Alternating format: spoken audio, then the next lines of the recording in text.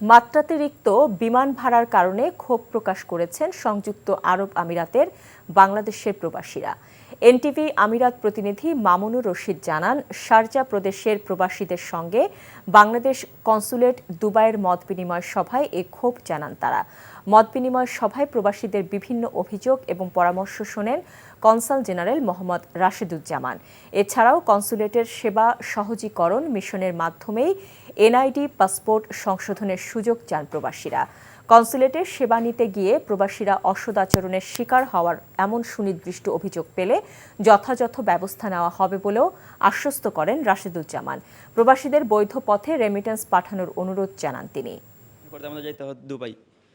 Dubai যেতে আমাদের একদিন ছুটি করতে হয়, যে কোনো সমস্যার সমাধানের জন্য আমাদের আশেপাশে পাই। আপনারা এটার জন্য সম্মানিত বাংলাদেশ সরকারের কাছে আপনারা কি একটা উদ্যোগ নেবেন আমাদেরকে জানাবেন।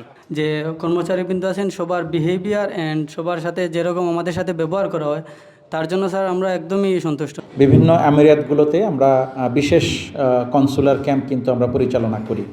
যারা আপনারা সময়ের কারণে বা ছুটি না থাকার কারণে বা দূরত্বের কারণে যেতে পারেন না, তারা কিন্তু এই কনসুলার ক্যাম্পগুলোর সুবিধাটা নিতে পারেন।